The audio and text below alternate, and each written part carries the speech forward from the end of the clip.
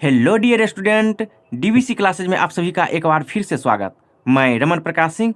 आज हम डिस्कस करने वाले हैं आज हम क्या डिस्कस करने वाले हैं आज हम जो डिस्कस करने वाले हैं वो आप लोगों को पहले से ही पता है। क्योंकि डिस्प्ले पे शो कर रहा है थ्योरम 6.3। तो आज हम डिस्कस करने वाले हैं थ्योरम 6.3 के बारे में। तो आज हम बताते हैं कि जिनको लगता होगा मैथ बहुत ही ज़्यादा बोरिंग सब्जेक्ट है, मैथ बहुत ही ज़्यादा टफ है, मैथ को हम झेल रहे हैं, तो नहीं, मैथ को झेलने की ज़रूरत नहीं है। आप मैथ के साथ खेलिए, तब देखिए कितना मज़ा आता है। तो इस खेलने में मदद आपको कौन करेगा? मैथ के साथ खेलने में मदद कौन करेगा? तो मैथ के साथ खेलने में मदद करेगा आपको डीवीसी क्लासेज, क्योंकि डीवीसी क्लासेज आपको देगा क्लियर कॉन्सेप्ट, धांसू ट्रिक और बेहतरीन आइडिया, जिससे आप किसी भी प्रॉब्लम को बहुत ही कम समय में बहुत ही क्लियर कॉन्सेप्ट के साथ सॉल्व कर लेंगे। तो चलिए थ्योरम 6.3 को झेलते हैं, नहीं 6.3 के साथ खेलते हैं। तो चलिए 6.3 क्या कहता है देखते हैं। प्रमेय 6.3, यदि दो त्रिभुजों में संगत कोण बराबर हो तो उनकी संगत भुजाएं एक ही अनुपात में समानुपाती होती है और इसलिए ये त्रिभुज समरूप होते हैं।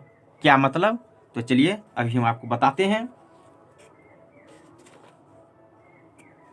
देखिए, यदि दो त्रिभुजों में क्या कर रहा है, संगत कोण बराबर हो, यहाँ देख लीजिए, संगत कोण बराबर हो तो उनकी संगत भुजाएं क्या होता है, एक ही अनुपात में होता है और इसलिए ये त्रिभुज क्या होता है, समरूप।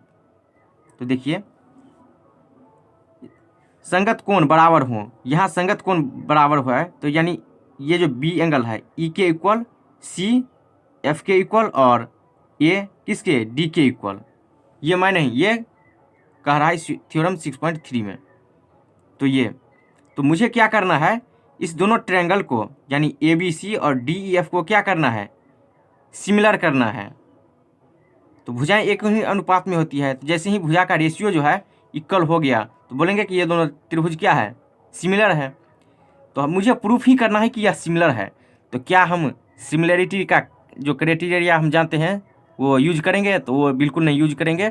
हम जो जानते हैं ट्रिपल ए, ट्रिपल एस, ए और वो जो होता है S A S, side angle side, वो सब हम कुछ नहीं यूज करेंगे, क्योंकि मुझे प्रूफ ही करना है कि यह क्या है, सिमिलर है। तो हम कैसे सॉल्व करेंगे? तो हम सॉल्व करेंगे कॉन्ग्रुएंसी का यूज करके, कॉन्ग्रुएंट का यूज करके। कैसे? तो देखिए, ये ए बी सी छोटा जो ट्रायंगल है उसको हम समा देते हैं डी ई एफ बड़ा वाला एंगल में। तो चलिए इस बड़ा वाला ट्रायंगल में हम समा दिए। कैसे? तो यहाँ से एक हम इसके पैरेलल लाइन खींच दिए। तो चलिए, दिख रहा है आपको, ये इसमें समा गया है कुछ। देखिए, आपको यहाँ से बता देते हैं कुछ इस तरह से। यह एक बड़ा वाला ट्रायंगल है जो यहाँ दिया हुआ है, देखिए डी ई एफ, और ये छोटा वाला ए बी सी, इसको हम सीधा समा दिए हैं यहाँ पे। देख लीजिए, इसके पैरेलल लाइन खींच दिए तो ये समा गया है इसमें। तो अब इसको हम नाम दे देते हैं क्या, ओ और पी। तो अब जितना कुछ हम बोले हैं, चलिए हम सबसे पहले उसको यहाँ लिख लेते हैं। तो यहाँ लिखते हैं। तो दिया क्या हुआ है, जो दिया हुआ है सबसे पहले वही लिखेंगे। तो दिया हुआ है, क्या दिया हुआ है, दो ट्रायंगल ए बी सी और डी ई एफ दिया है, जहां क्या है, एंगल ए किसके इक्वल है, एंगल डी के, एंगल बी किसके इक्वल है, एंगल ई के, देख लीजिए, और एंगल सी किसके इक्वल है, एंगल एफ के।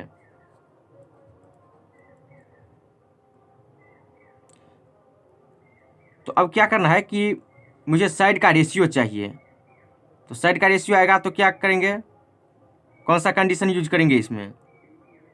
तो चलिए वो अभी आपको बताते हैं, लेकिन सबसे पहले लिख देते हैं कि सिद्ध मुझे क्या करना है। सिद्ध करना है ट्रायंगल ए बी सी ये सिमिलर होगा किसके, ट्रायंगल डी ई एफ के। ये मुझे प्रूफ करना है। तो जैसे ही ये प्रूफ करना है तो साइड का रेशियो क्या हो जाएगा, इक्वल। तो A B by A B by D E is equal to किसके हो जाएगा, B C by E F is equal to A C by D F. ये मुझे प्रूफ करना है। अब कंस्ट्रक्शन हम कुछ किए हैं क्या, तो वो लिख देते हैं। रचना हम क्या किए हैं, ये जो डी ई एफ है वो यहाँ इस पॉइंट से डी ई और डी एफ से हम क्या किए हैं, इस दोनों जो मेरा भुजा है यहाँ से हम एक लाइन खींचे हैं, सीधी लाइन। तो यहाँ लिख देते हैं डी ई और डी एफ पे ओ और पी एक रेखा खींचा। केवल रेखा खींचे हैं, ये मत कहिएगा कि अभी ये दोनों पैरेलल है, नहीं अभी नहीं कह सकते हैं ये दोनों पैरेलल है या नहीं। अब क्या है यहाँ देख लीजिए, यहाँ क्या है डी ओ, ये जो डी ओ है किसके इक्वल हो जाएगा, ए बी के इक्वल होगा, क्योंकि ये देखिए इस ट्रायंगल को हम इसमें समा दिए हैं, तो जितना ये उतना ही ये लंबाई। तो यहाँ D O is equal to A B और A C is equal to किसके, डी पी के। चलिए ये हुआ। चलिए अब कंटिन्यू करते हैं। Prove that. तो ये जो मुझे लाना है, या इसको लाने के लिए हम सिमिलैरिटी का यूज नहीं करेंगे, या हम बीपीटी थ्योरम लगाएंगे। चलिए आगे कंटिन्यू करते हैं। किस ट्रायंगल में, ट्रायंगल ए बी सी और ट्रायंगल डी ओ पी में। देख लीजिए ए बी सी और डी ओ पी, ये रहा ट्रायंगल छोटा सा, बड़ा वाला का पार्ट। यहाँ क्या क्या इक्वल है देख लीजिए, angle A is equal to angle किसके, डी के, जो दिया हुआ है। अब ए बी किसके इक्वल है, डी ओ के।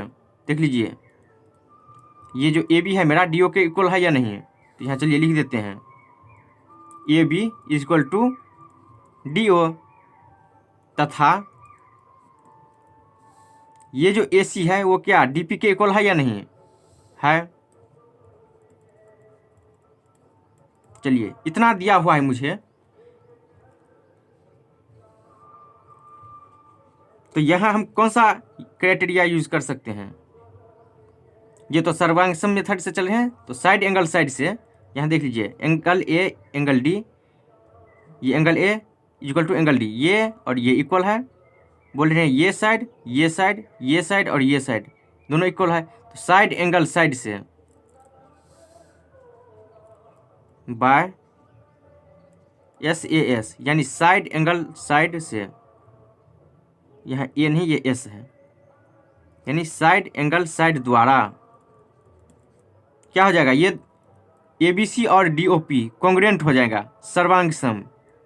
तो triangle A B C congruent हो जाएगा किसके, ट्रायंगल डी ओ पी के। ये दोनों सर्वांग सम हो गया, ये ट्रायंगल और ये ट्रायंगल, ये और ये छोटा वाला। कैसे, तो यहाँ से चलिए अब आगे बढ़ा जाए। जैसे ही यह सर्वांग सम हो गया, तो चलिए इसमें देखते हैं आगे। ये सर्वांग सम हो गया इसके, तो एंगल बी जो है क्या इक्वल होगा ओके, तो हो जाएगा एंगल बी जो है ओके इक्वल होगा, सर्वांग सम है। देख लीजिए यहाँ पे ये डेमो है, ये ट्रायंगल देख लीजिए, ये मेरा कुछ एंगल है, अगर मान के चलते हैं ये 40 डिग्री है, ये 40 डिग्री, तो ये देखिए एंगल बी जो होगा इसको हम समाये हैं यहाँ पे, तो ये क्या होगा, ये भी तो 40 डिग्री होगा, क्योंकि यहाँ एक सीधी रेखा है और ये ऐसे तिरछा, तो ये भी 40 डिग्री ही होगा। तो यहाँ जितना एंगल बी होगा इक्वल टू किसके, एंगल ओ के बराबर हो जाएगा। और देखिए ये जो एंगल बी है वह क्या एंगल ई के इक्वल होगा? देख लीजिए, एंगल बी बोले हैं ओ के इक्वल, और फिर बोले एंगल बी जो है इक्वल इसके, तो क्या होगा या नहीं होगा? देखिए, ये एक तिरछी रेखा है, कोई भी दो पैरेलल लाइन रहता है तो यहाँ पे ये एंगल और ये एंगल इक्वल होता है, तो वहाँ से हम इसको इक्वल कर सकते हैं ऐसे। तो अब यहाँ देखिए, एल एच इसको हम ए बोल दिए और इसको हम बी बोल रहे हैं, तो ए और बी का देखिए एल एच एस साइड क्या है इक्वल, तो आर एच एस क्या होगा इक्वल होगा। तो यहाँ हम लिख सकते हैं चूंकि L H S equal to L H S है, इसीलिए R H S equal to R H S होगा।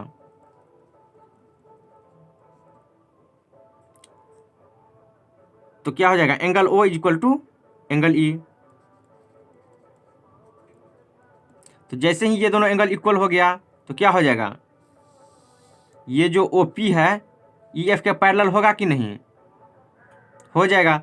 ये दोनों एंगल इक्वल, तो ये दोनों पैरेलल हो जाएगा लाइन। देखिए, एक ये रेखा है रफ में, चलिए यहाँ, चलिए ये इसके है, ये एंगल अगर हम बोल देते हैं 40 डिग्री है और अगर ये 60 डिग्री है, तो क्या कभी ये पैरेलल होगा दोनों लाइन? तो नहीं होगा। पैरेलल होने के लिए क्या होगा, दोनों का एंगल सेम होना चाहिए, 60 तो ये भी 60, तब ये दोनों पैरेलल हो जाएगा। और यहाँ देख लीजिए, angle O equal to angle E है, तो ये एंगल ई इसको ओ कहिए और इसको ई, तो क्या हो जाएगा, दोनों पैरेलल हो जाएगा। तो यहाँ से चलिए ये पैरेलल हो गया कॉरस्पॉन्डिंग एंगल से। तो चलिए अब कौन से ट्रायंगल में, डी ई एफ,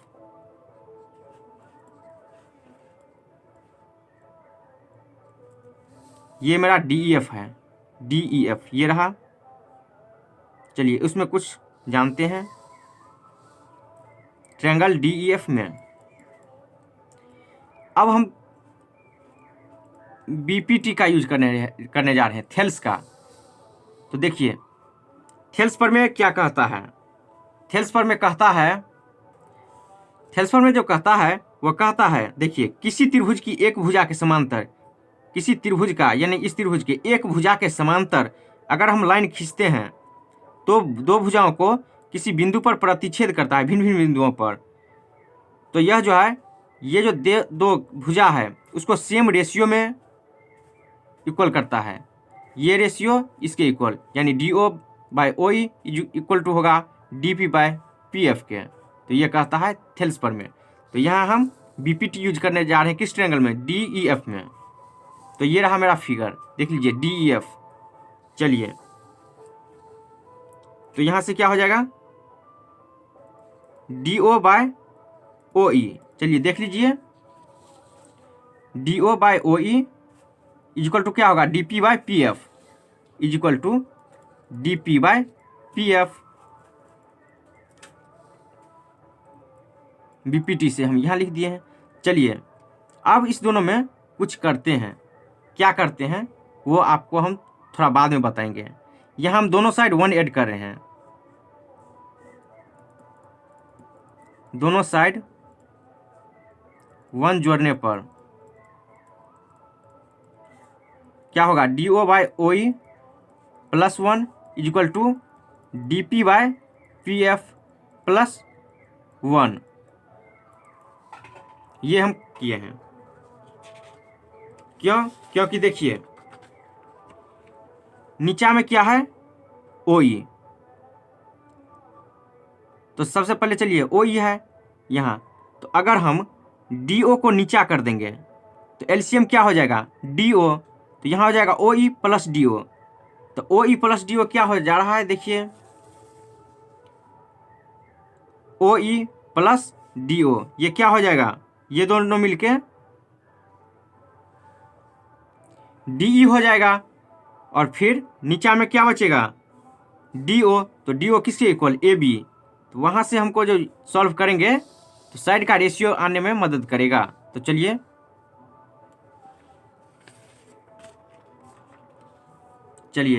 अब यहाँ 1 ऐड कर दिए हैं। तो चलिए अब हम इसको उल्टा लिखते हैं। तो लिखते हैं उल्टा लिखने पर, चलिए उल्टा लिख दिए। अब इसको उल्टा कर दीजिए।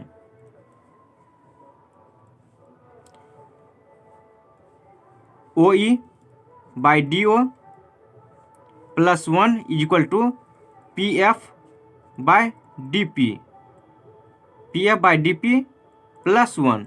चलिए अब इसको कंटिन्यू करिए। LCM कितना हो जाएगा DO, तो DO से DO कैंसिल, 1 टाइम्स में तो OE प्लस कुछ नहीं है तो 1, 1 से DO में तो DO, तो 1 से मल्टीप्लाई करिए तो DO होगा। तो यहाँ ऐसे ही PF LCM कितना DP, तो प्लस DP यहाँ कर दीजिए। तो अब देखिए OE प्लस DO, चलिए ऊपर ये OE प्लस DO ये दोनों ऐड होकर क्या हो जाएगा DE, तो यहाँ लिख दीजिए DE बाय DO, DO को हम ऐसे ही रहने देते हैं is equal to PF plus DP, PF plus DP, इस दोनों को ऐड करिए कितना हो जाएगा DF, तो यहाँ लिख देते हैं DF डिवाइडेड बाय DP। चलिए ये हो गया। चलिए फिर अब लिखते हैं उल्टा करने पर। कोई दिक्कत तो नहीं होना चाहिए, क्योंकि देखिए यहाँ हम उल्टा किए हैं, पहले मेरा ऐसा था, ठीक, उसको हम उल्टा किए तो कैसे हो गया, ये ऐसे हो गया। फिर हम एक बार उसको उल्टा कर दिए तो सीधा हो गया, तो बस हम सीधा करते हैं। तो अब सीधा कर दीजिए इसको, ये हो जाएगा ऊपर में क्या DO by DE is equal to DP by DF। चलिए अब देखिए यहाँ से DO, तो DO को हम क्या लिख सकते हैं, AB लिख सकते हैं कि नहीं, क्योंकि इस ट्रायंगल को हम इसमें समा दिए हैं। तो देखिए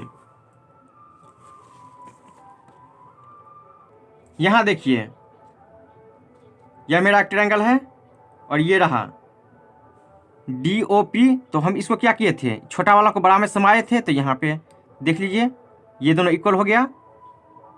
अब छोटा वाला ट्रायंगल ये हुआ। तो अब यहाँ देखिए B के नीचे में क्या है O और C के यहाँ P, तो ये दोनों तो इक्वल है, चाहे O इक्वल टू B और ये C इक्वल टू P के। तो चलिए यहाँ क्या लिखते हैं, ये जो मेरा DO है उसको हम लिख देते हैं AB, कोई दिक्कत नहीं, जो अभी बता दिए हैं ये AB हो गया बाय, इसको रहने दीजिए DE equal to DP, DP को क्या लिख सकते हैं AC बाय DF, ऐसे ही रहने दीजिए। चलिए अब आगे कंटिन्यू करते हैं। यहाँ तक आने के बाद देखिए AB by DE, AB by DE और AC by DF, AC by DF ये रहा, तो ये तो आ गया है इसके इक्वल। अब चलिए इसको हम इक्वेशन कुछ मान लेते हैं A, देखिए ये इसके इक्वल, ये इसके इक्वल। अब किस तरह से BC जो है इसके इक्वल हो जाए, तो क्या बोलेंगे, ये साइड का रेशियो जो है इक्वल हो जाएगा जैसे ही, तो ये सिमिलर हो जाएगा। तो चलिए अब लिखते हैं इसी प्रकार सिमिलरली। यहाँ हम एक और फिगर ड्रॉ कर देते हैं, ये ABC और ये ट्रायंगल बड़ा वाला था, इसको समाना था इसमें, ये क्या था देख लीजिए ऊपर में DEF, ये D, ये E और ये F। तो अब हम ये जो मेरा OP है, इसको हम OP को ऐसे ना ले करके ऐसे ले रहे हैं, और तब जो आप पूरा प्रोसेस करिएगा तो आपको फाइनल जो रिजल्ट आएगा वो ये आएगा AB by DE equal to BC by DF, ये फाइनल रिजल्ट आएगा जब OP को आप ऐसे लिखिएगा। तो चलिए इसको हम B बोल देते हैं। तो यहाँ देखिए AB बाई DE, ये LHS क्या है इक्वल, RHS देखिए इक्वल नहीं है, तो यहाँ लिख देते हैं। तो चूंकि LHS is equal to LHS है, इसीलिए RHS is equal to RHS होगा। तो देखिए LHS इक्वल है तो RHS इक्वल होगा ही। तो यहाँ मुझे केवल ये दोनों को इक्वल नहीं करना है, इसको भी ये इसके इक्वल, ये इसके इक्वल है, तो यह क्या हो जाएगा ये जो है ना इसके भी इक्वल हो जाएगा। तो चलिए यहाँ लिखते हैं A B by D is equal to A C by D F is equal to B C by D F. चलिए यहाँ तो एल एच एस इक्वल था, यह इसके इक्वल, यह इसके इक्वल, और तब हम कर दिए इसको इसके इक्वल। तो चलिए फिगर में चलिए, यहाँ से क्या आया है A B by D E, A B by D E is equal to A C by D F, A C by D F is equal to B C by क्या आया है ई एफ, यहाँ से B C by E F आ गया है ये ratio. तो जैसे ही रेशियो इक्वल हो गया तो क्या बोलेंगे, यह सिमिलर है। तो लिख देते हैं प्रूव्ड, यही मुझे लाना था। तो क्या हो गया, इसलिए triangle A B C similar होगा किसके, ट्रायंगल डी ई एफ। चलिए प्रूव हो गया, यही मुझे लाना था। अगर किसी को यहाँ आपको कन्फ्यूजन है तो इसको आप छोड़ भी सकते हैं। चलिए नहीं ही लिखिए, कोई दिक्कत नहीं है, इसको छोड़ दीजिए, केवल लिख देते हैं इक्वेशन ए और बी से।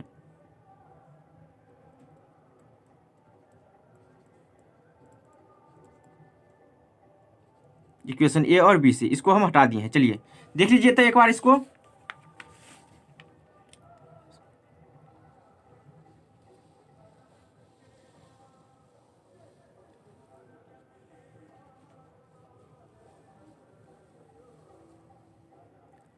तो इस तरह से थ्योरम नंबर 6.3 कंप्लीट हो गया। तो इस वीडियो में इतना ही। तो दोस्तों कैसा लगा आज का क्लास?